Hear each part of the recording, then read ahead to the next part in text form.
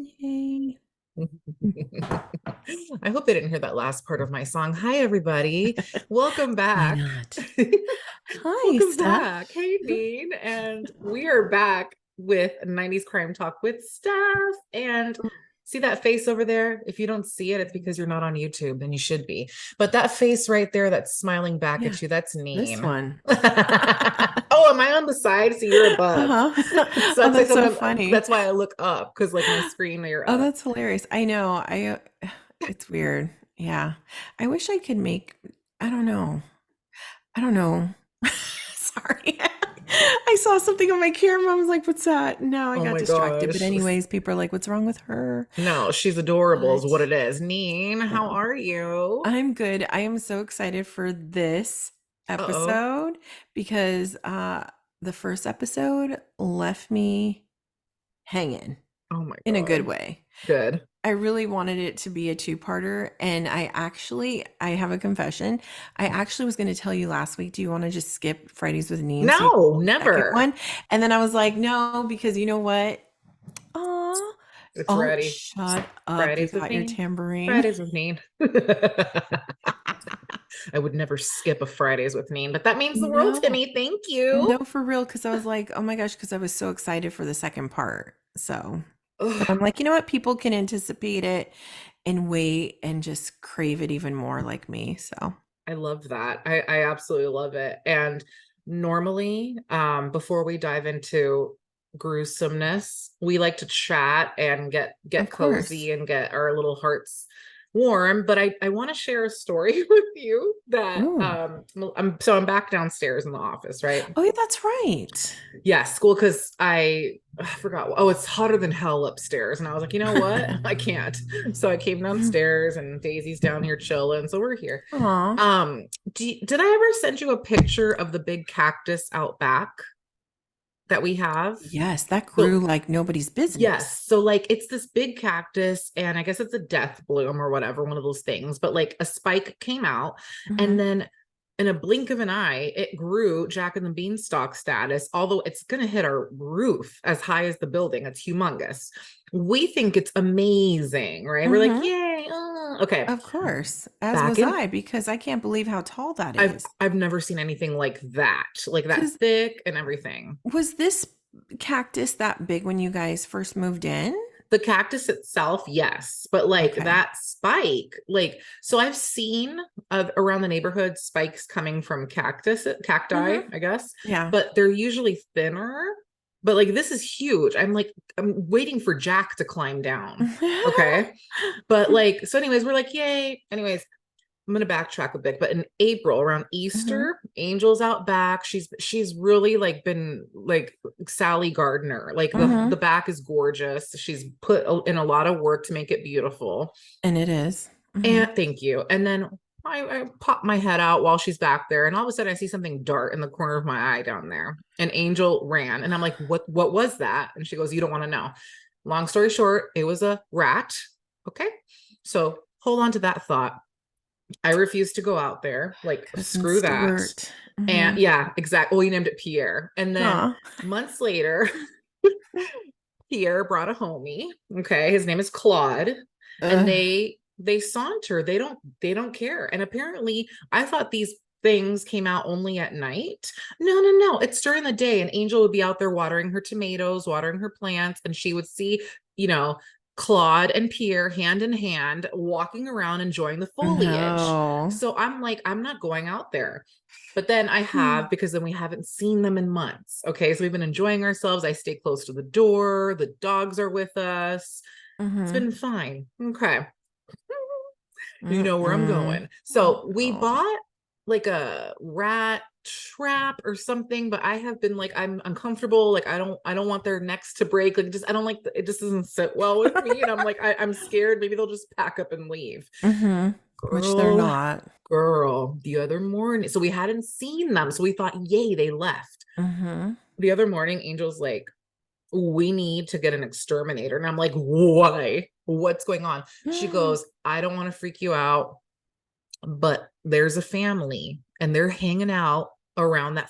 fucking cactus out there Mm. having a ball. She sent a video to our neighbor who's on the board with me, like to No. escalate us getting like permission to get an exterminator. Uh-huh. She won't send it to me, but she told me what he said. He was like, wow, I've never seen them that big or that many. And I was like, Ooh. honey, how many are there? She's like, I go, are there 10? She goes, no. I'm like, are there more? She's like, no. Long story short, there's 5 of them. I'm not cool. So right now I can feel them on the other side of the Oh door. no. So I'm on They're like, edge. Yeah, exactly. Like they're peering in, like, hi, how's it going? I feel like they are so at home in our backyard. Like, I feel like offering them a cocktail at this oh, point. They're okay. chilling. Angel They're gonna looks make you today. one. No, for real. They, oh God, they are hanging around during the day, hanging out on this tree. That is not okay. Oh my God, really? So, yeah, so tomorrow morning I have to let the exterminator out there and I'm freaked out because I have to open the door and I'm going to be like, oh my God, get the fuck out of Okay, here. so I have a little tidbit for you. What? It says What? that rats, What? okay, find cactus to be a delicacy. Because it's sugary, right? Yeah, and it's yeah, yeah. I'm It freaking attracts rodents, rats, gophers, and ground squirrels, and okay. they enjoy every single bite. So, I don't know. That's a really cute cactus, but I'm getting rid of all of it. You know what? I'm pissed because our neighbor, like he like dotes on these cactuses. Like he doesn't want any of them ripped out. I'm sorry. I can't live like this. I'm ready to move to Mars. Like yeah. I'm like, So, do you guys see like bite marks on the I cactus? haven't been outside. Oh But like I don't know shoot. if Angel has. Because they said you would actually be able to see like gnaw marks on it from the rats. I'm freaking out. Oh my God. I don't know. All I Ugh. know is they're having a ball out there. It's a whole buffet. I know. And this is my hell. I told my It's like mom Thanksgiving. exactly. So pray for me, okay? Because I'm just ready to hear them knock on the fucking door at this point. So if you see me Wow. turning, it's because I don't know why I'm looking. Why am I looking even? Oh my God. I don't but you guys okay, so like under your Yeah. door, Uh-huh. do you guys Ah. have that little thing that Ah. like What? stops Yes. anything from getting Yes. in? Yes. Oh, okay, so you're Cállate. good. Hi, Yeah, you're good. mommy. Oh my God, Daisy's looking at me like, what's wrong? Um, but yeah, Aw, that's my story. And that's so yesterday cute. I'm sitting and minding my own business, enjoying the sunshine before I have to go teach my class. And I feel a tap on my shoulder. And it was a sturdy tap. And I'm thinking it's one of my students. I look up, Mhm. I don't see anybody. Immediately I freak out because I'm on rat patrol. And I'm like, oh my God, they Mhm. followed me over here. It was Mhm. a bird. A chubby little Oh, it's such a blackbird cute little landed on my bird. shoulder. Oh, just landed on your shoulder? Yes. Aw. I How wonder what that rare is is. that? It was so rare. And the week prior, the hummingbird broke into our house. And then yesterday was the birdie. So maybe I'm going to have a slam-tastical 42nd birthday. I Are mean, you pretty year. sure? Yeah, because that's Okay. unheard of. Except for the rats. I don't want to know Because what that means. blackbirds aren't very friendly. This little guy would not leave me alone. Wow. I love that. Oh my God, and he was so Oh cute. my God, wasn't he adorable? He Yeah, like he stayed with me for was. like 5 minutes. Oh my God, on your shoulder? No. He jumped off He into hopped off and sat behind me. Oh, okay, that's really I cute. almost I should have taken a selfie, like, what up? Oh my God, I love that. So Aw, that's my tale. My wow. woe Are is you me. so my question to you is, are Ugh. you a bird fan? I know there's people out there that hate birds. I actually love birds. I think they're Mhm. adorable. And I also feel sorry for pigeons. I feel like they just got such a bad rap. Mhm. And I hate that they're compared to rodents. Like it's just Mm. mean. Like so I like birds, I guess. How about you? No. Oh shit. I have never liked birds Damn, you're one since of those. I am one of those. I'm just not a fan. I don't find them amusing. I personally think they're beautiful, beautiful to Uh-huh. look at. I I had a bird. Oh. But he didn't last long. I had to give him to my uncle because I was allergic because of all of like The fur or the molting. yeah, whatever it was. They were very messy. I just Yes. and I applaud anybody that loves birds and has Yes. them as animals. Mm. Um, I can't do it. Although Tony and I had gone for a late night drink the other day, Ooh, Lali. and all of a sudden this lady comes into the bar and has a macaw. Okay. And so she's carrying this stand. And I'm like, what is she carrying? But it didn't trigger any like a thought like, oh, it's for a bird. No, I had no clue, right? She then sets up this whole thing, and then next thing you know, I look and there's a bird behind her, a white macaw. And literally, this macaw, she was handing it, she was talking to it, she was singing to it, it was talking to her. Then Fired. her friend comes in with her macaw, Okay. a gray one, and they're singing. They're the four of them are having conversation. And then I look over and he's Fluffy. eating a piece Oh of my salad. God. Uh-oh. Oh, oh, sorry. I thought Oh, she was oh joking. my God. Oh my God. Sorry, guys. I'm on edge. She made Oh this my weird gosh. noise. Oh, you're like, what do you have in your mouth? My God. Sorry. And also the thought of people hanging out with birds. See, I draw a line there. So that just Yeah. upset me. Yeah. Well, it was Where so were funny you? because You were I, at a nice bar? What the hell? yeah, uh-huh. And I turned around and he was like just chilling, eating some sourdough. Oh my And God. totally like a like an actual human. It was like, here's the piece of bread, and he literally had it in his claws, and he literally was like that. I'm like, stop it right now. He's eating bread. And he was asking them questions and stuff. I'm exhausted. That's Yeah. enough. Did you know Okay. that they could live to be 90 years old? Yes, I find it like crazy. Just like turtles. Like Yeah. a turtle can outlive its owner. That's insanity. And that's what I told Tony. I said, dang, I said, okay, so I can't remember what his name was, but he was only 4 years old. I go, oh, that's pretty sad because this lady looks like she's about hitting 50. So he's going to be an orphan. Oh, that's so morbid. But I'm like, come on. I'm like, because they get Oh, attached to they their do. owner. So I don't Oh, know. Birds, they're beautiful, don't get me wrong, but I just can't. I don't like the chirping, yeah. the They biting. they can be rowdy. A Mhm. rowdy lot. Yes, they can. My Uh, God, I wish you would have taken a picture. So I random. did. Send I'll send it. it to you. Oh my God, I I want to took see a these picture of him eating the ladies. bread. Of course. Did you get the ladies too? Oh, I I don't have an know. image in my head of what they might look like. Oh, really? I wonder if it's. I was so amused by them though, because it was rather hilarious. But, anyways, oh goodness, it is hump day right now, and Yes, which means uh, what? I don't know. It means that our latest episode Oh yeah, dropped that's right. today.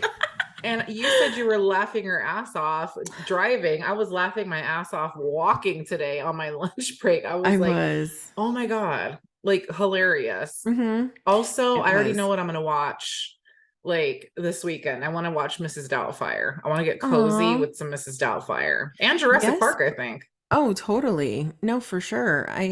I'm I'm looking forward to watching the Kardashians tomorrow, especially after I found out that little tidbit that you told us Girl. about on, today's episode. Oh my God. Um that's some major tea. I mean, yeah, I needed to Mm. watch this season, so I'm gonna tune the hell in. It's so funny because I saw that Courtney posted a picture of Mhm. herself today on her Instagram with her baby bump, and it's Mhm. October, and of course Oh she's yeah. having this baby in October, and Mhm. everyone's commenting, "Oh, she has to have a baby the same month, this month because Kimberly Noel's birthday is this month." So, Mhm. Of course. it's just, ugh, I just and also like Kim posted about her being like the Forbes, she's the most influential, Hmm. duh. Yeah. And I don't think I saw Courtney celebrate it. No, I'm really not. After you told me that little tidbit, I'm really, and then after seeing last week's episode, I'm really not in the mood for Courtney at all. I'm done. I'm done with her. I've been done with her for a while. I'm very happy for her and Travis, but like Hmm. she needs to just exit stage left. She's acting like the older sibling for real. Like No, she is. And I'm actually kind of questioning her or his actual intentions. feelings. Yeah, I mean. Because I would be, you know what though? And I have a feeling that's why, too, she doesn't want them around her. I It has agree. nothing to do with anything else. I think she's a very jealous soul. Yep. And, misery loves company. She's just a Hmm. misery. She's not a very nice person. I guess that's the No. part that gets me is you could be all healthy and God knows what, but if you have a mean soul, Yeah. you're just not happy. And She I just gives can't. she's just gives off bitter, jealous vibes, and I'm Hmm. not here for it. Like she can Yeah. go now. She can pull a Rob. Oh, We'll totally. survive. Yeah. I wouldn't Bye. even mind hanging out with Rob and switching them up because maybe he's a little bit more interesting. I wouldn't mind more Kendall content. Right? For real, that says a lot. For real, I Yeah. actually really like Kendall and Kylie together. I think they are hilarious. They are really cute together. They're adorable. I'll give them Hmm. that. They are. Yeah. And I like Kylie's, like, I don't know, her whole like I love her whole vibe. She's so cute. she's so professional. And she's so cute. Her She is. voice kills me. Yeah. She's very sincere. I feel like she's a very, Yeah. out of all of them, I want to say that Chloe is humble. Yeah. She has her things because of the whole Tristan thing that I'm really not okay with. Mm, But when it comes to stuff, I want to say that with Kylie, kind of feel like she's maybe the most humble with things. yeah, I agree. She's very grounded, Hmm. despite, you know, people could say that with Kendall, but I feel like Kendall has a very bratty side to Oh her yeah, that I'm not totally. okay with. Totally. Yeah. Totally. Ugh. But she does look hot with Bad Bunny, but that's all I'll say about that. I actually really like that spicy hookup myself. I mean, do I think it's gonna last? No. No, But I like it. I know a lot of people don't, but I'm here for it. They look hot together. She doesn't have enough curves for him though, so he'll get bored soon. exactly. I think she's beautiful and I mean, who wouldn't look at her? She's stunning. But yeah. Hmm. Go Chloe. I'm Oh always team yeah. Chloe. You're funny. I'm like, Yay. You made me happy. See, I was all traumatized and now I'm happy. I'm in a good place. oh good. Yay. Now let's get Kardashians this always do that. okay for real. And I Ooh. swear I stay up till midnight so I could watch it I'm excited. You because know what? I might have to catch me an Angel up tonight because she's a fan. So I'm gonna have to yes, do that. please do. But come on, let's talk about some crime Let's talk. talk about crime, baby. Let's talk Let's talk about about you you and and me. me. Let's talk about all the murders, all the killing spree, maybe. Okay, I have to think of a rhyme. Okay, so Ooh, okay. oh Sorry. Madison. Jesus. All right, here we go. Let's get cozy, take a sip. All right. So, this is actually, as Neen said, part two to our Mhm. Jeffrey Dahmer episode, which is super exciting because, yay, it's our Yay. first two-parter. That being Amazing. said, if you missed part uno, hit the pause button. Go ahead, click pause, go Mhm. check it out first so that this epi makes more sense. Okay, so you're Yes. caught up. Mhm. Before we dive on in, let's refresh the trigger warnings for our listeners as they are bountiful. So we've got major trigger warnings for graphic descriptions of violence, mutilation, dismemberment, sexual violence, cannibalism, and murder. Listener discretion is, as always, strongly advised. Mm. So, we last left off with Jeffrey's encounter with those brilliant cops who were given permission by Jeffrey to enter his apartment and take a look around. Mhm. Case closed, right? Right. Wrong. So wrong. So let's backtrack just a wee bit to refresh our memes. Mhm. So If you recall, Jeffrey had taken home a 14-year-old boy on the night of May 26, 1991, a boy named Conorak. And what was crazy was Conorak was the younger brother of a boy that Jeffrey had molested a few years before, though Jeffrey claimed he had no idea of this fact.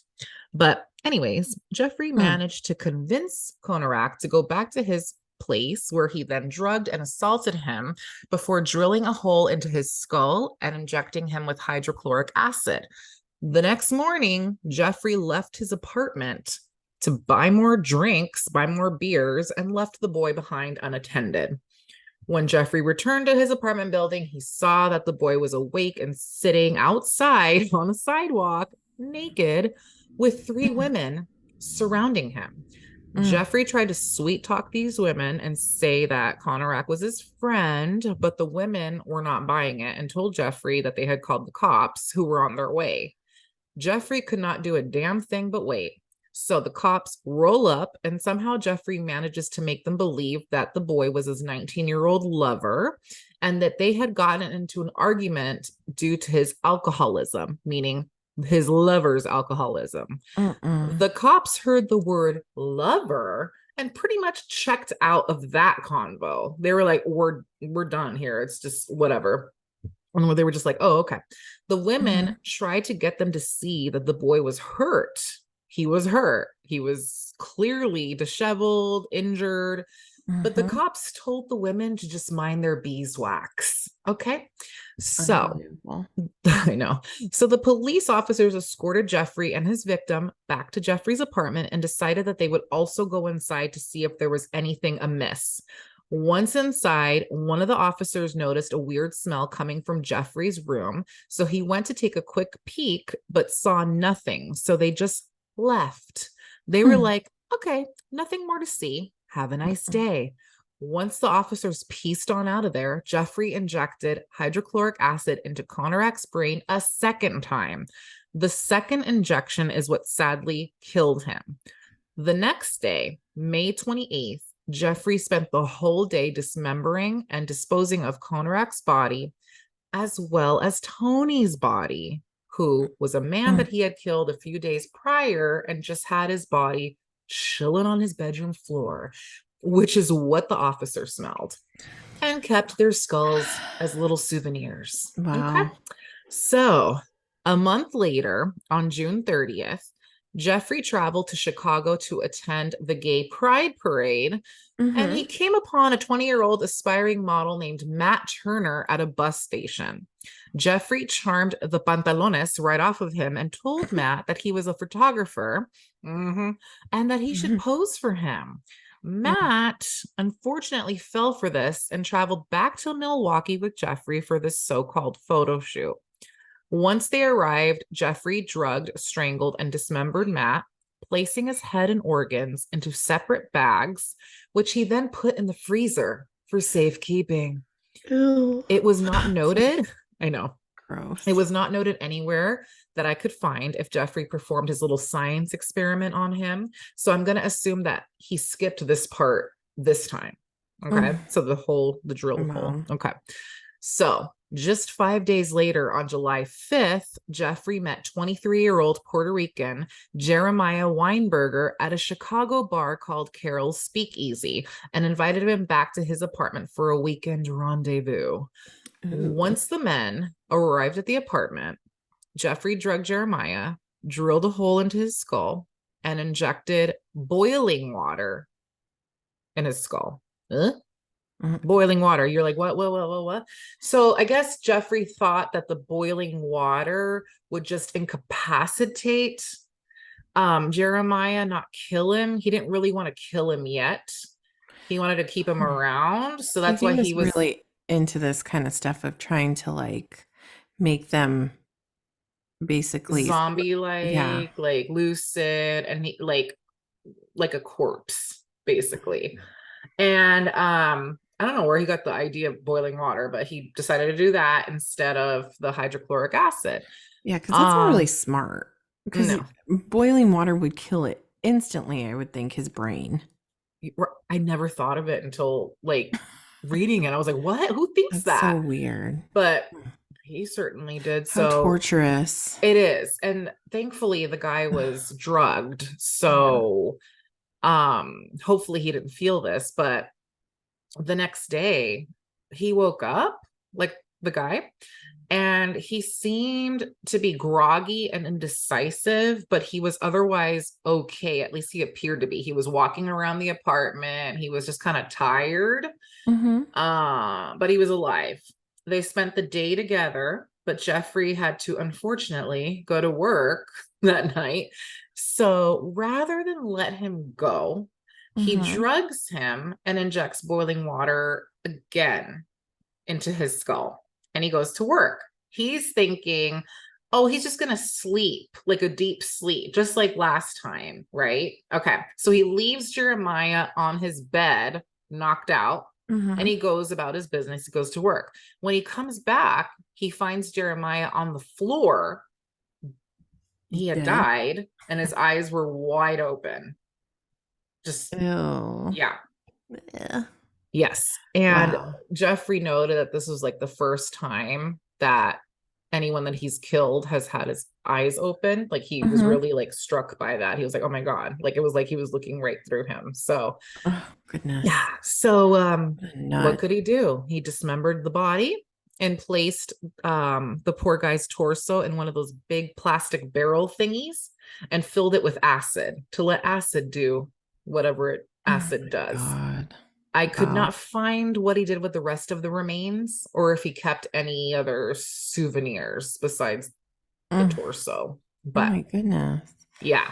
That is insane. hmm 10 days later, just 10 days. So he's all rested up and raring to go. He meets 24-year-old Oliver Lacey at the corner of 27th and Kilbourne. Oliver was a family man with a 2-year-old son, and he was engaged to be married.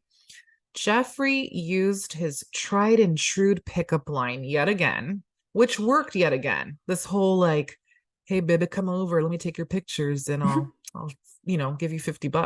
Mm-hmm. It always worked. It always worked. Right. This guy charmed these men and it worked. Once Oliver and Jeffrey got to the apartment, they had sex before Jeffrey drugged and strangled him to death. Prior to dismembering Oliver's body, he had sex with his corpse. He then dismembered him, keeping his head and heart in the refrigerator and Mm. his skeleton in the freezer. 4 days Wow. later, on July 19th, Jeffrey received a phone call from his boss firing him for missing too many shifts. He was like, you know what? We're through with you. Mhm. Once he heard the news, it must have upset him. So he wanted to go out and cheer himself up, night on the town. Mhm. While out, he meets 25-year-old Joseph Braidhoft. Joseph was a father to 3 young children and was married. He was looking for work in order to support his family when he came across Jeffrey, unfortunately. Mhm. Jeffrey told him he could pay Joseph $50 if he posed for him for photos. And this worked. Joseph went back to Jeffrey's apartment with him, where he was promptly drugged and strangled.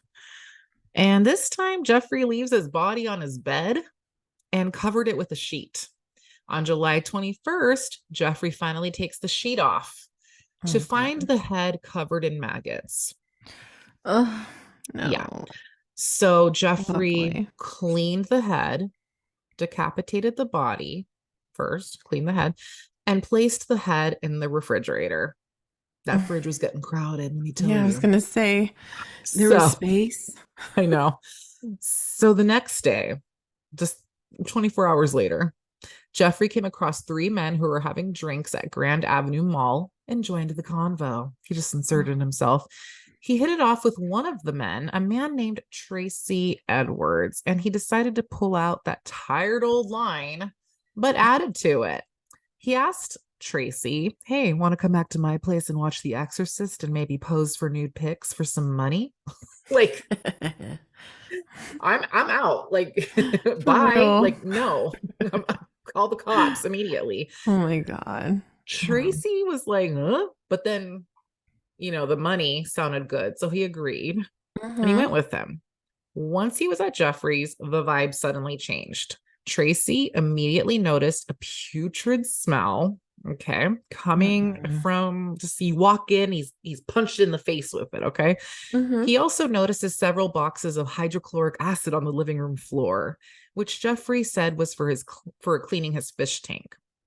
Before Tracy could let that information sink in, Jeffrey whips out handcuffs and immediately places them onto Tracy, but only on one of his wrists. So he's wearing it like a bracelet. He then told Tracy to follow him into the bedroom to pose for the nude pics, which Tracy did. He was, I just like, I gotta do what he says. Like he's already like sensing danger, but I guess, Mm-hmm. let me play along and see what happens. So Right. they get to the bedroom and Tracy sees a huge plastic bin in the room. Okay, so remember we talked about okay, so he sees that in the corner of the room, and then he realizes that terrible stench was even stronger in that room. So he's like, Oh oh my shit. God. Mm-hmm. So yeah, and then he noticed that the movie The Exorcist was already playing on the TV. So By the so way, there's a don't. sequel coming out. Oh my God, you scared. I'm freaked out because I'm downstairs. We're not seeing that. In fact, oh my God, are you seeing it? Wait till Angel comes Yeah, back. no, I'm scared. I love scaring myself, but I'm freaked out right now. Yeah, no, that's different. That's a different kind of scary. Yeah, I don't No. know. No, I can't Mm-mm. do it. And Yeah. apparently Jeffrey told Tracy that he watched this movie every single day. Oh my God. Yeah. That's So, frightening. exactly. So, it's on the TV. Jeffrey then decides to whip out a knife, threatened Tracy with it, Mm, and said, take off your clothes. We're going to do the photo session. Tracy's survival instincts kicked into high gear, and he realized that he mhm. needed to keep the cycle calm if he was going to get out of this alive. So he takes off his shirt and tells Jeffrey to remove the handcuff from his wrist so that he could pose for him. Jeffrey just ignored him and just stared creepily at the TV watching the movie. After Oh. what seemed like an eternity, he finally turns away from the TV and forced himself onto Tracy using the knife. He laid his head onto his chest to listen to Tracy's heartbeat and told Tracy that he was going to eat his heart. Yeah. Mm, no. WTF. So, how No. Tracy managed to keep his cool still was beyond me, but I guess he successfully earned Jeffrey's trust because after a while, he managed to convince Jeffrey to let him use the bathroom. Like, hey, let's move out to the living room and chill. I'm your, like, nothing crazy. Don't worry. Like, I'm not scared. Like, I don't think you're going to do anything to me. Like, everything's all good. And then he's like, I need the bathroom. And he lets him go. They hang out a little bit longer, and then he asks to use the bathroom again. He said yes. At this point, he takes the opportunity rather than go to the bathroom. He sees that Jeffrey's kind of like he's there, but he's not paying attention at this point. So he uses that moment to punch him in the face, and it knocks Jeffrey Dang. off of his balance. And Mhm. that's when he makes a run for it. So he Wow. bolts. Okay. He is running for his life with that damn handcuff still Oh hanging from my his God. arm and My runs and runs and butt is like runs. clenching. Mine is too. He runs until he comes across a cop car, which he flags down. He's like, hi, someone just tried to murder me. Help. Okay. So, I'm first getting of all, nervous. I know. First of all, I want to ease your nerves just a little bit because I know cops in our stories thus far haven't given us much hope. In Yes. this case, thank God the cops, whose names are Officer Mueller and Officer Roth, didn't dismiss it. Okay. They didn't say, oh, you're Thank drunk, or what are you God. doing, or why do you have a handcuff? Right. They because Jeffrey was Teflon. He was like Michael Myers at this point. Like Yeah, nothing could for touch him, real. right? For But they saw years. and they Ugh. saw the fear in this poor guy's eyes. And they're like, okay, we can't dismiss this. We got to help him. So first they try to take off the handcuff, but the Mhm. key that they had, which I thought cops had a master key to all handcuffs, but Mhm. the handcuff could not be taken off. So he had to have it on. Mhm. And the cops are like, hey, can you come with us? Can you tell us where this person is, but come with us? And I guess to identify him. Mm. Tracy was like, yes, yes, because I got out of there alive and we can't let this psycho run around all over creation. So I will go, I will further traumatize myself and go Mm. with you because Wow. Tracy had been trapped for 5 hours with that stress. Okay. He thought he was going to die. Mm. And now he's having to go back, but he did it. Okay. So Mm. he did. So they roll up. So the three men roll up to Jeffrey's apartment and they knock on the door. Mm-hmm. Rico Suave, cool as a freaking cucumber, Jeffrey opens the door. Hi, how's it No. going? He invited them all in. What? For tea and crumpets? Oh my God. He Right. invites them all in. And when he's asked by the cops, hey, did you put these handcuffs on Tracy? He said, I did. But he didn't give a reason. He just kind of stood there like a pendejo, like, Mm-hmm. and then Tracy's like, P.S. He held me at knife point. He threatened me. So then Good. Jeffrey's like, like he's quiet. He doesn't say anything. He doesn't deny. He's just quiet.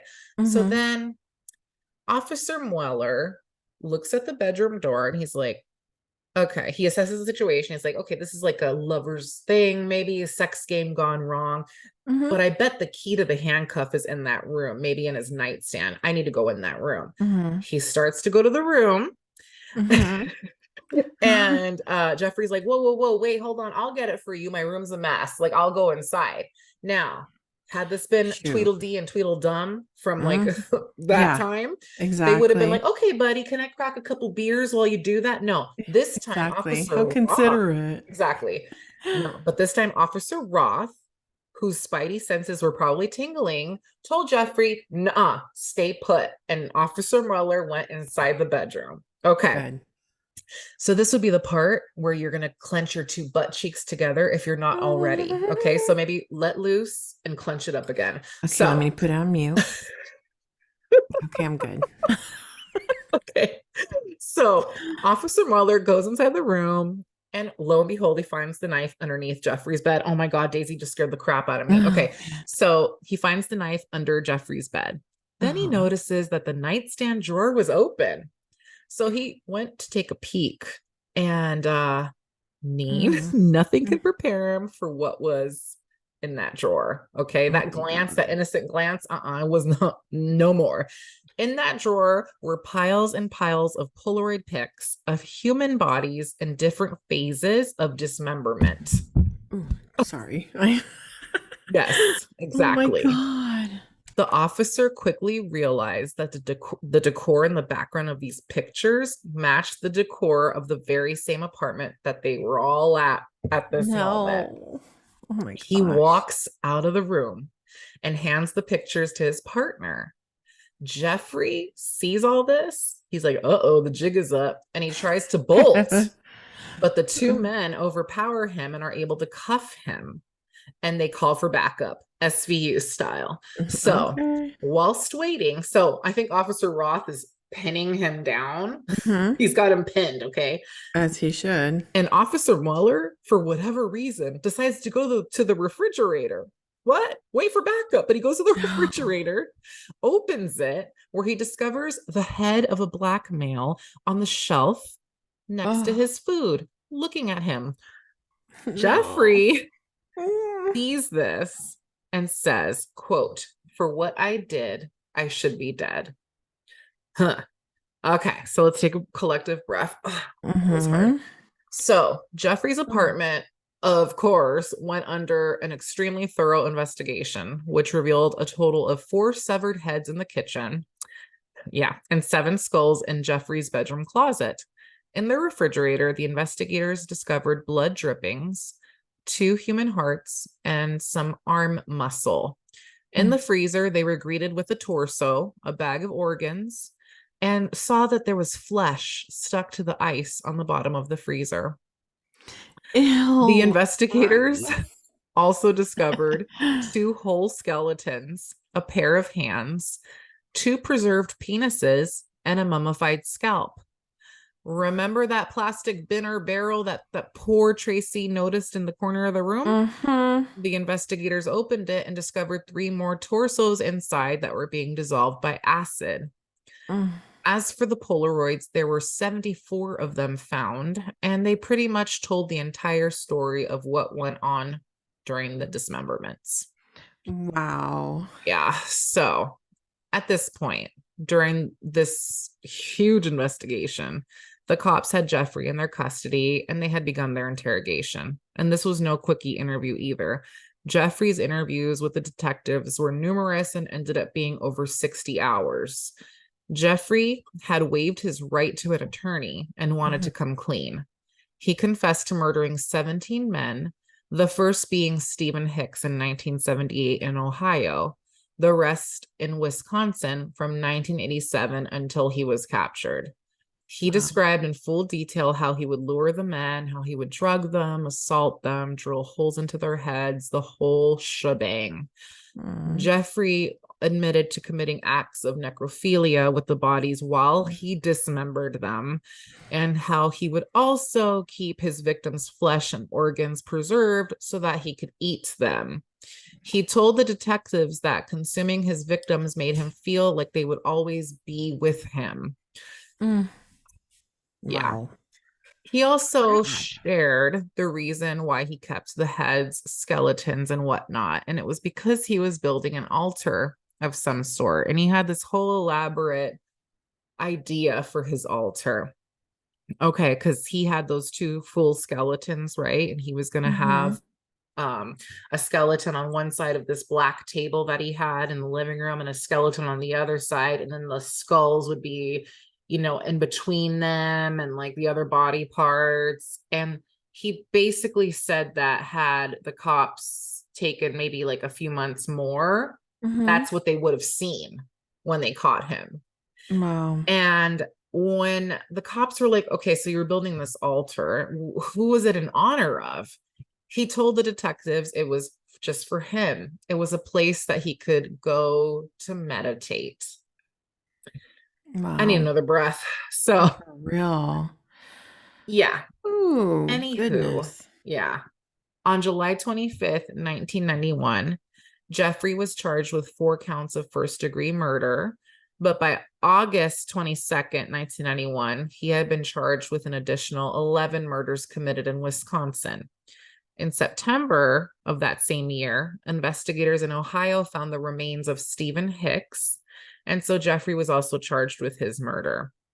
Now, fucked up enough, but Mm-hmm. Jeffrey was not charged with the attempted murder of Tracy Edwards, which I find completely outrageous. I know this fucker is Right. going away for life, but Mm-hmm. it's more like a courtesy and an Of acknowledgement to the victim. course. Like, we see you and actually thank you for Mm-hmm. the role you played, because had it not been for him getting out, who knows what would have Yeah. happened? He would have had that altar. Oh, And completely. sadly, Tracy Edwards, we don't know if he's even alive still or where he's at, because everything that happened to him traumatized him completely. He ended up becoming homeless, living a life of crime. Like, he was So so sad. traumatized by everything that happened to him that night. And Mhm. you're not going to charge him with attempted murder for that? Right.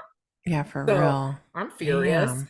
And he also, so in part 1, we talked about that incident in a hotel room, remember, where he woke Mhm. up and he Yes. was on top of like a man. Mhm. He wasn't charged for his murder either, because Jeffrey had blacked out and he didn't know what happened. And Jeffrey, I kind of believe that, because why wouldn't he just confess to it? you Right. know so Mhm. there was no evidence, Mhm. physical evidence or any kind of evidence to tie him to that murder. So that's those 2 he didn't get, I want to say credit for, but like he didn't Right. get dinged for. So Mhm.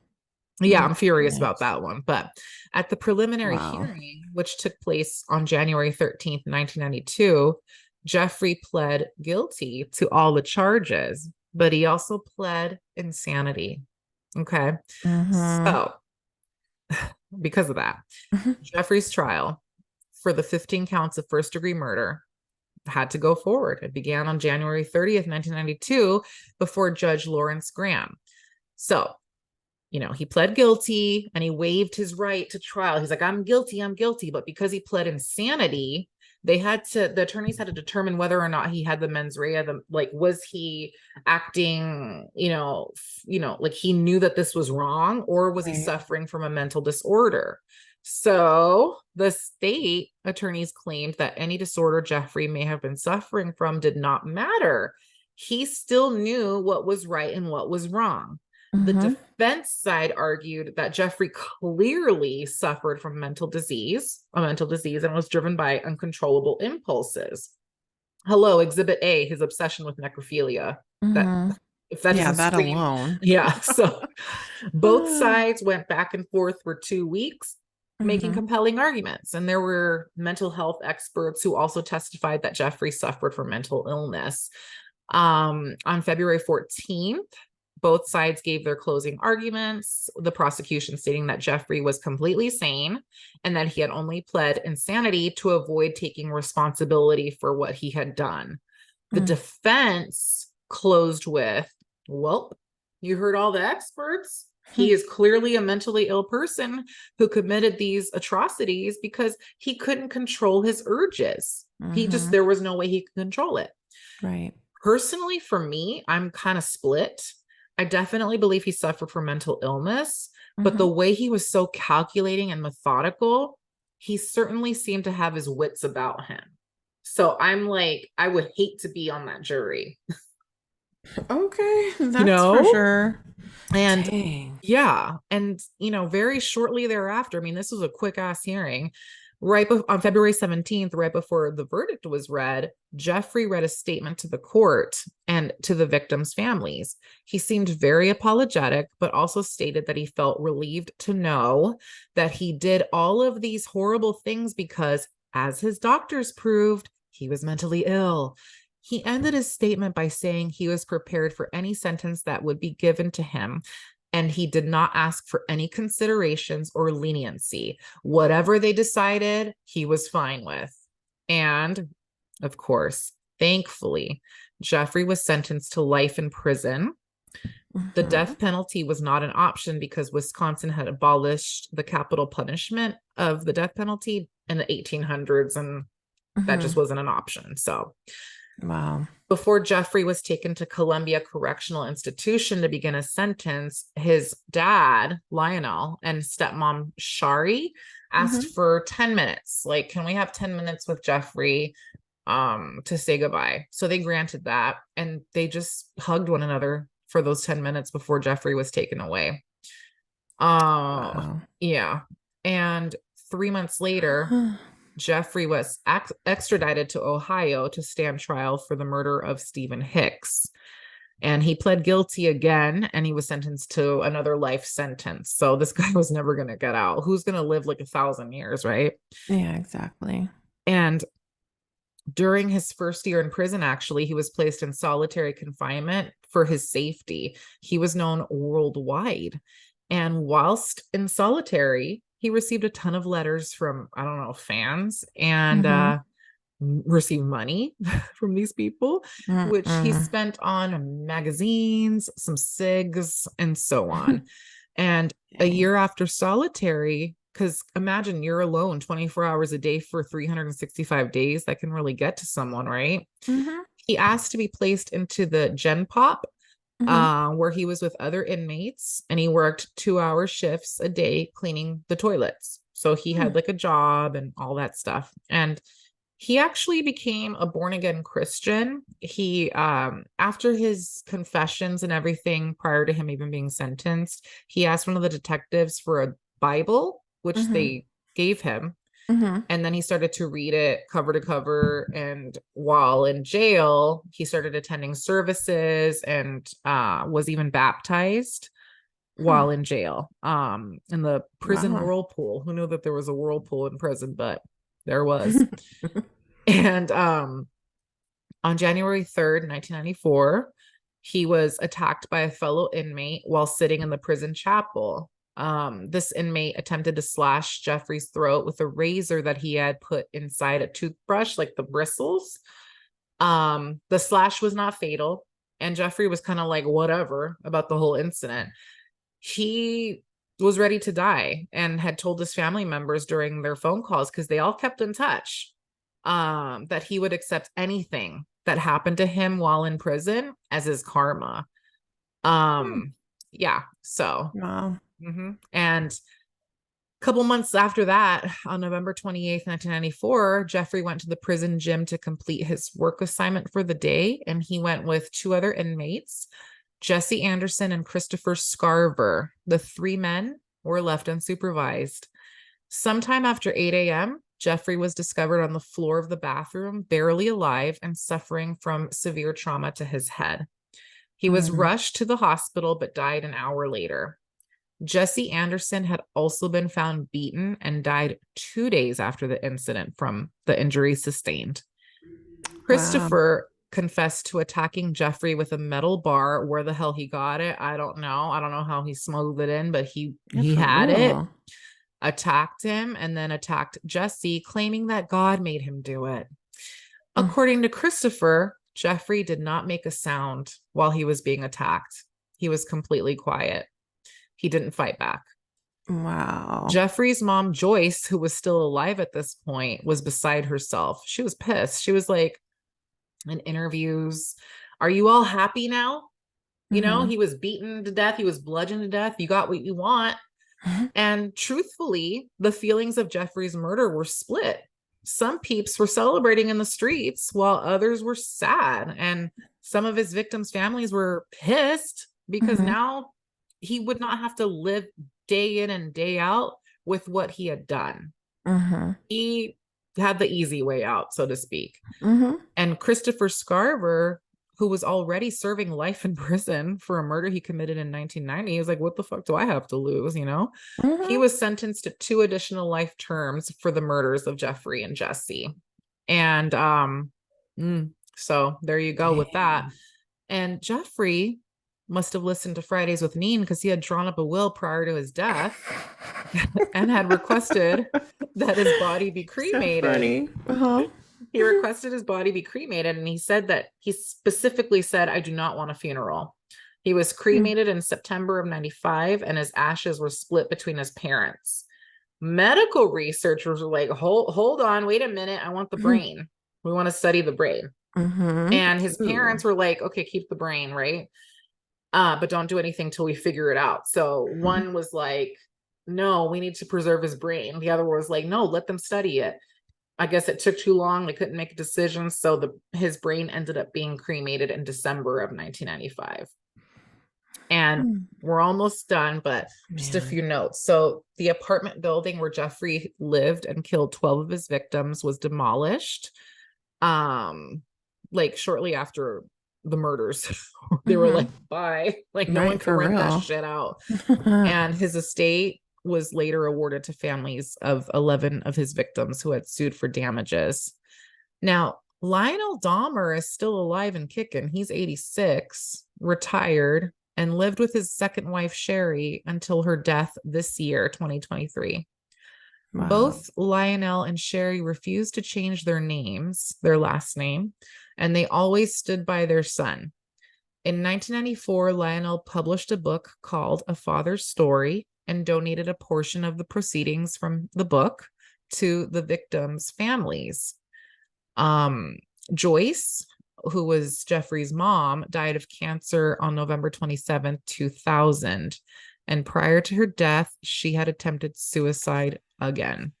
Wow. And David Dahmer, who's Jeffrey's younger brother, changed his last name and lives under the cloak of anonymity. He's like, I don't know, y'all. Wow. Mm-hmm. But Can you I blame just them? exactly. And I just want to say just a few closing thoughts before Mm-hmm. we chat. But delving into this dark and disturbing world of Jeffrey Dahmer has been chilling, Mm-hmm. and it's been thought provoking. And I think it's safe to say that his heinous crimes have left an indelible mark on our collective consciousness and forces us to confront the depths of human depravity. Mm-hmm. And because, like I mentioned, his story has always fascinated me. At times, when learning about his childhood, I felt sad for him. It's like he didn't even get a shot, but nothing. Not even a shitty ass childhood can justify murder. And it's not just murder, it's desecrating another human being. And I just think that's pure evil. You can't get more evil than that. Mm-hmm. Yeah. And let us not forget the shortcomings of the criminal justice system and the missed opportunities to prevent further tragedy from happening. Mm-hmm. Let's face it, Jeffrey's murders were committed during a time where racial tension and homophobia were at an all-time high. And I think the way the cops behaved during the whole interaction involving Konarak and Jeffrey proves this. Because would the same carelessness be applied here if we were talking about a straight white male murdering another straight white male? I don't think Mm-hmm. so. Right. But as we reflect on the dark legacy of this man, which is unavoidable because, hi, the Netflix series came out last year and the documentaries are countless, let's remember the victims and their families who continue to grapple with this pain. You know, like we saw like interviews or like articles when this not documentary, but this show came out on Netflix. They're suffering still, you know, Mm-hmm. and we're just supposed to Yeah. like it's interesting to watch, but it's also like we're watching people who actually we're learning about people who actually were murdered. Like it's not Mm-hmm. for TV. It's Right. so they're out there still suffering and we should honor and respect that. Mm-hmm. So I don't know, that's just my few like closing notes, but Wow. that's the case of Jeffrey Dahmer in a Oh, nutshell. amazing. Great job, Steph. Oh my gosh, that was, Thanks, me. whew, I that know, was I heavy. my back hurts. For real, I feel like I was tense the whole I'm time. tense. Yeah, like especially towards the end, and I'm like, you know, especially because when he went, the police, like when we started off, they went in and in the last case where, Yeah. hello, he was about to get caught, and then the police just decide, oh, I'm not going to take it as seriously, right? Um, but thank God it came through. But I have Hmm. a few questions for you. Yeah. Um, so I sense that you do have, and you kind of said that in the end, um, a soft spot for him. Hmm.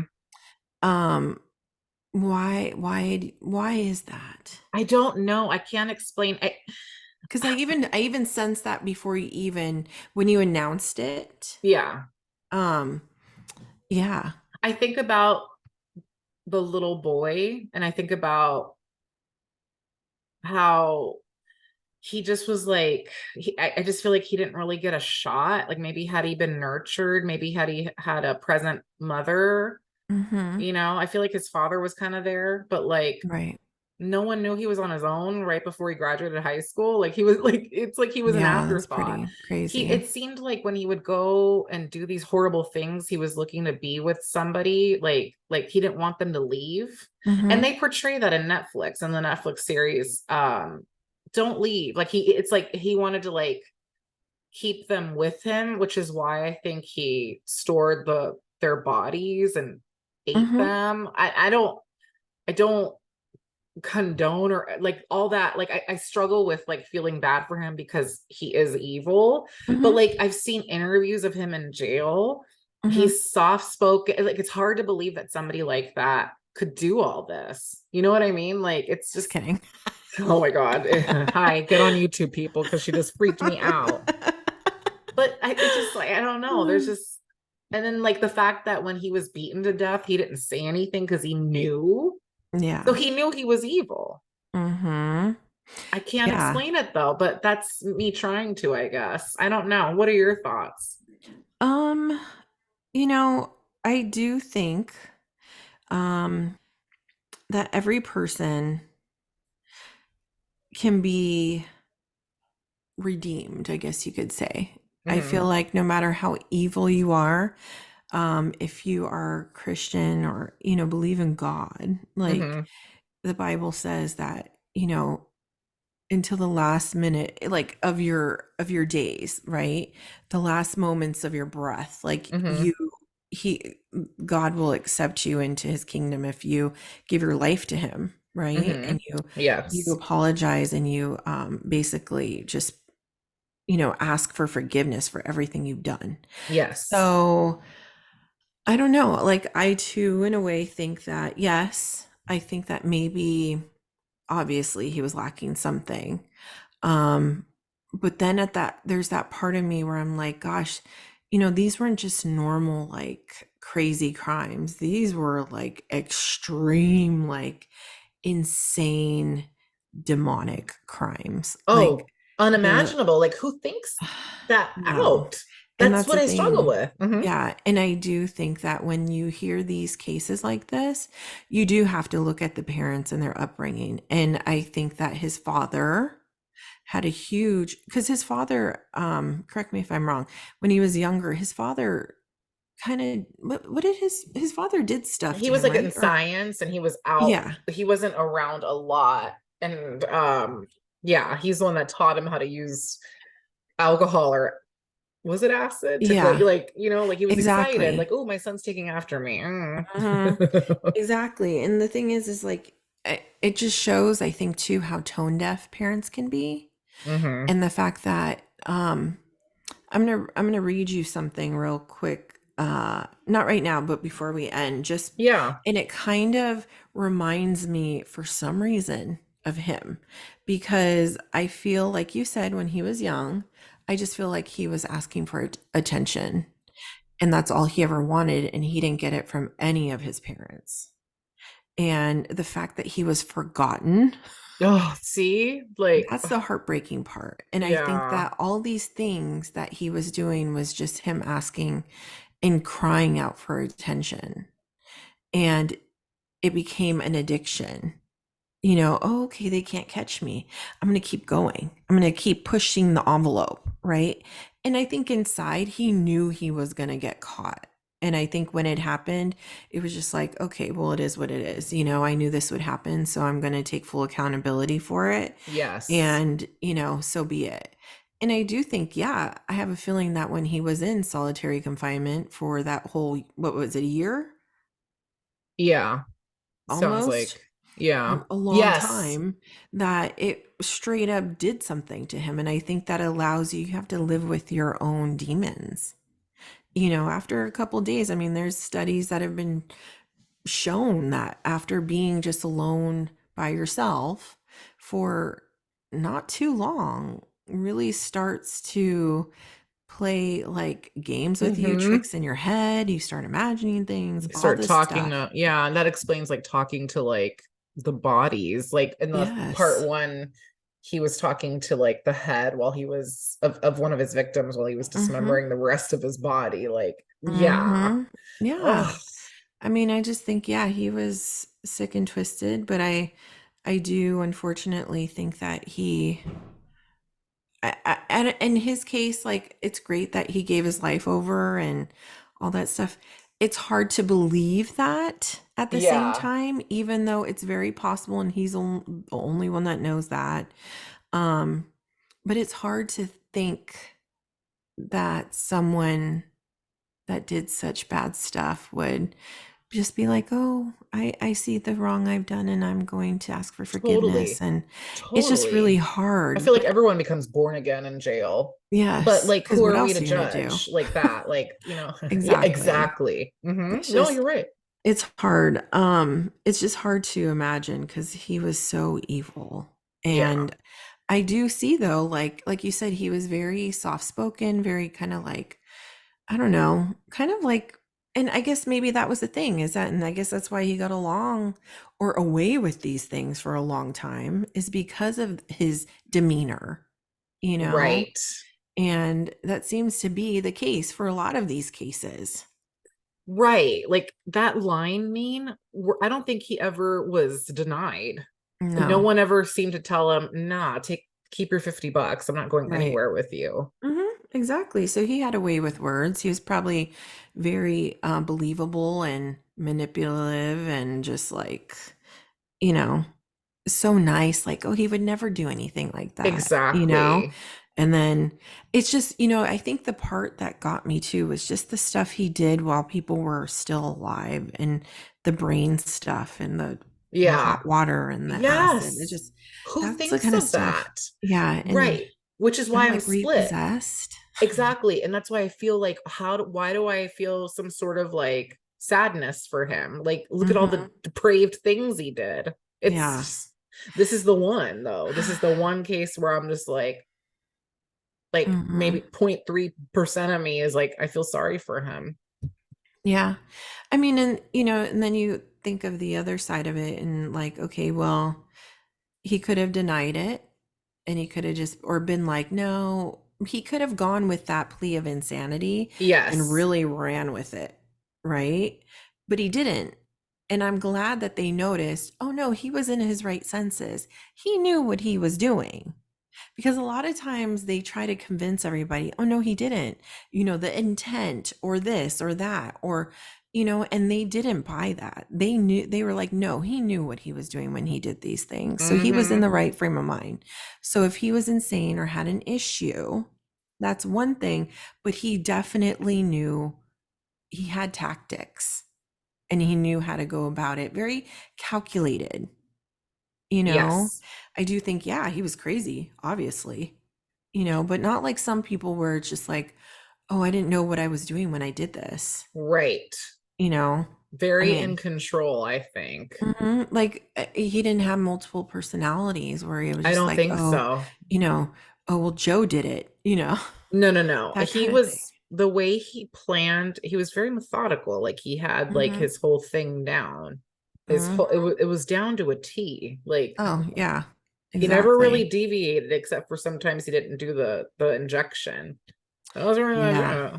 Right. And what blows my mind is the fact that those scents that were coming from Oh, his place, like you have one body that's like that, and it smells like it could smell a whole floor of an apartment, oh my right? God. If not more, and go through the vents and everything else.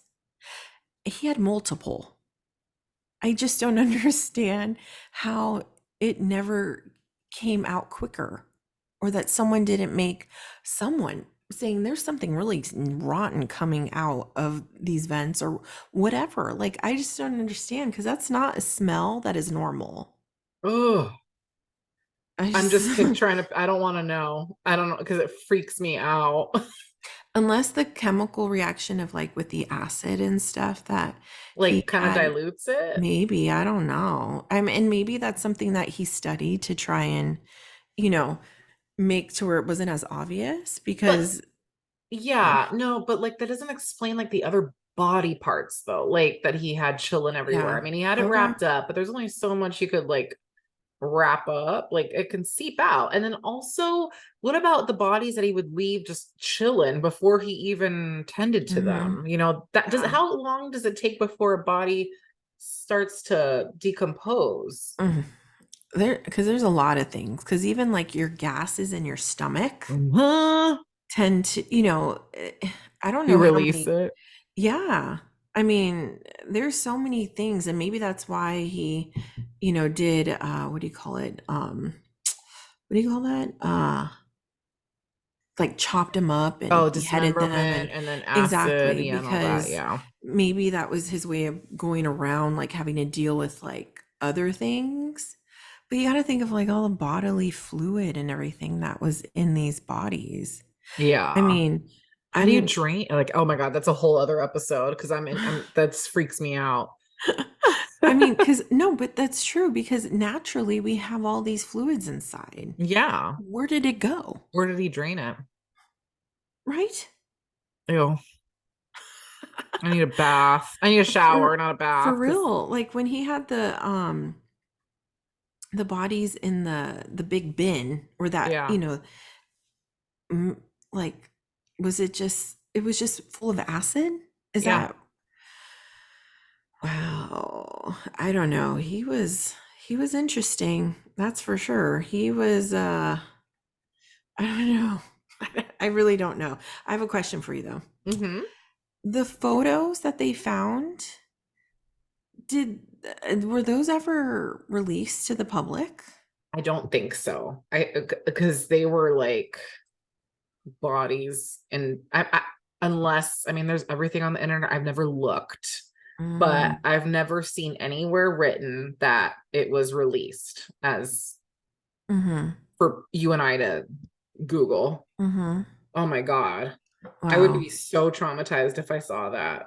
Yeah. Oh my God. Because that's whew. I don't know. I mean, and I wonder if his apartment or his place was cold. Right, because if it's cold, it's like I mean, that's why he probably It'll stored the head and stuff in the fridge, right? To like mm-hmm. maybe. I Because, mean, you know, the higher the temperature, the quicker the bodies would I believe decompose. I believe that the docu-series on Netflix showed like fans and stuff. Mhm. So they may have pulled that from like what's out there. I didn't come across any like there he kept the AC blaring, but I wouldn't be Mhm. surprised because Wow, yeah. Ugh. I'm so that's picturing like insane. really disturbing things right now. Do you think he had a soul? When I see pictures of him, like his mug shots, I don't see anything behind his eyes. Me neither.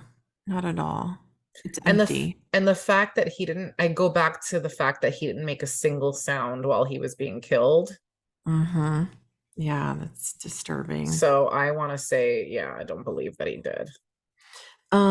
So this, I'm just going to read you this real quick. A friend of Yeah. mine posted this on Facebook today, and it kind of goes along with kind of like how Jeffrey was raised as a kid. And we don't realize as parents, like what we do, especially it was different during that time. Like this was in the 90s, and obviously, what year was he born? Did they No. did it was in Yeah. like the 60s, late six I 70s? believe 65, but let me get my notes while you talk. Oh, also, So, sorry, uh-huh. before you continue, the Mhm. photos were never released to the public and they were destroyed because they were too disturbing. Oh, damn it. And you know what? Those people that found them and saw them, those They're never police, the same. Can you no. imagine? Oh, that And would be Jeff, interesting though to see to have see interviews with them right? and the effects it had on them to find these Oh things. God, because I can't delete No, things that I've seen that traumatize me and that no, I may have seen from 15, 20 years ago. So exactly. yeah. And to answer your second question, he was Mhm. born in 1960. Okay. So like when you think of the time frame Mm-hmm. where he was born and he was raised, like unless you had like a single mom, right, that was raising you on your own, but he Right. had two parents still, even though they weren't there emotionally, Right. they could have been. And I do think that we as parents just have to be very cognizant of how we pay attention to our kids Yeah. because even something so minuscule can change the outcome of a child, right? Right. So, this was from a child counselor that shared some things that her clients have said to her during sessions. So, Wow. she wrote them on post it notes, and I'm just going to read some. And it is so sad, but it reminds me of this because it shows how our parents have an effect on us as kids and what we do, and even if we don't realize. So this one kid said, my mom is too busy, she says, but she texts her friends all day. Why not tell me the truth? She's just avoiding me. And this is a 9-year-old. Okay, the next one is, I wish I was as important as my mom's phone. And this is a 6-year-old that said that. The next one is, my parents telling me that you're disappointed in me kills me. I didn't do what I did to hurt you. I was just learning. And this person was 13. My dog gets all the attention. My dad said it's because the dog can't talk. So I stopped talking. And that was a 7-year-old. This is from a 10-year-old. He goes, I love my mom and dad even when they yell at me. I always love them. I wish I knew that they loved me back. Oh. And the other one is, my parents are always busy on their phone. Why am I here? It makes me want to leave. And that was a 9-year-old. So like when I think of like these are like little kids, and imagine like this day and age, like with our phones, we're so like consumed with them on a daily basis, whether it's for something little or something big or just bored, and we're like they're like, looking at reels and Instagram, people's our emails, texts, whatever. And I mean, because I know I've even done it where Presley's like trying to talk to me and I'm like, hold on, I'm busy. Like, am I really that busy? When Wow. it can take just like 2 minutes of your time to answer them and Hmm. could change the whole outcome of many things. Yeah. And we don't realize that little things like that really could F up a kid, Oh God. because when they're older and they look back, they're going to be like, my mom couldn't take me to the park because she was always on the phone, or she'd Uh-huh. rather be on the phone than have a conversation with me, or I didn't get good grades because she didn't want to help me study because she was busy on her phone. And it's the same thing like with him. Like, I can't believe the stuff that he went through. And that's where my empathy comes in for him, is because the stuff he went through really could have been avoided if they Yes. actually cared. And that's why, like, yeah, I think all the proceeds that the father is getting for that damn book, all of them should go to the freaking victims. Agreed. Not even half. I'm sorry, No, brother, not a but you know what? portion. No. They both should be they should be held A, accountable for the a crap that his thousand son percent. did. Kids come into this world pure, Hmm.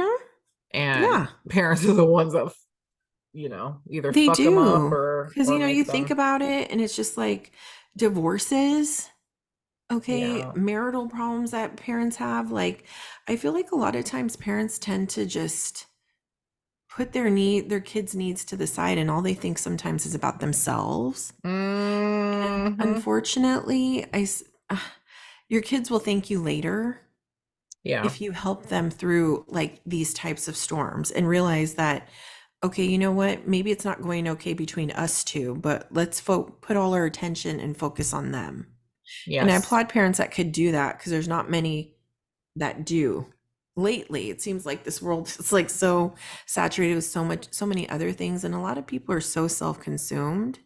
And it's obvious that his parents were way consumed with Oh yeah. themselves, you Especially the know? mom, but Mm-hmm. mm. Exactly. But I think that's all my questions. That was phenomenal. And that was really Oh, good. And it was perfect to start off spooky season. ooh, spooky spook season is here finally, and I was spooked. I keep looking over like my reflection is freaking me out. I gotta go Oh my God, it's upstairs. fantastic. Oh my gosh, no, it was so good. But I'm glad we did this one. And actually, I mean, I saw the Netflix thing, but I don't know why. Maybe I wasn't really as invested, but this series, it just really, I don't know. And I actually kind of felt bad for him. See, I always feel Mm-hmm. crazy, but yeah, and Wow. I know you're a parent, so it hits you in a different way, Mm-hmm. so I can only imagine. But Yeah. yeah, thank you for Man. thank you for chatting it up with me tonight, Neen. Oh no, thank you, Steph. This was fantastic. It really was. It left me on the edge of my seat. Ooh, my butt was clenched, and I already knew what was gonna come because but like still, I was like, oh, let's say Right. it. No, no, it was good. It really was. Wow. Ugh. I'm gonna go look up more pictures. Oh my God, his soulless face. Don't look too deep into his eyes because you're pure. But You're funny. thank you for chatting with me, and thank you to our listeners for tuning in tonight. This has Mhm. been another installment of 90s Crime Talk with Steph. Thank you very much for listening. This is now my radio voice. What if I talk like that for the whole hour? Oh my God, that would be fantastic. Little We should do something like that. You know what? I said that in the beginning ASMR. about doing a Ooh. Fridays with Neen, like ASMR. Yes, And I just please. might, because you know what? It's very It soothing. is soothing. I freaking love it. Like the sound of a pencil on a desk, a wooden Yes. desk, and the Oh, paper, like in yeah, between. Oh, my ears. man. So Yes. soothing. But Mm-mm-mm. yeah, let's put that on the books ASAP. But Yes. thank you guys so much. Don't forget, if you want to like, follow, and subscribe to our podcast, we have a Hmm. handy dandy link tree in our bio. We have, which takes you to everything. We Hmm. have a TikTok, we have an Instagram, we have a YouTube, we have a who'shamacallits, we've got a what's a thingies, the whole You're funny. nine. Get in the Yes. know. Hmm. And If you're wondering about it, we got it. Yeah, exactly. Just assume. And also, we have so many exciting things coming up in the Yes, next year. You know, we we were do. talking before, and oh, I'm just so excited for our future, Neen. And so, Same here. yeah, hopefully you guys are hanging with us, and we Mm-hmm. are so appreciative of you all. So thank you, thank you, thank you. Thank you to my beautiful bestie. And Aw, without well, further thank ado, you. yeah, Neen, thank you. Where's my tambourine? Hold on. Without further ado.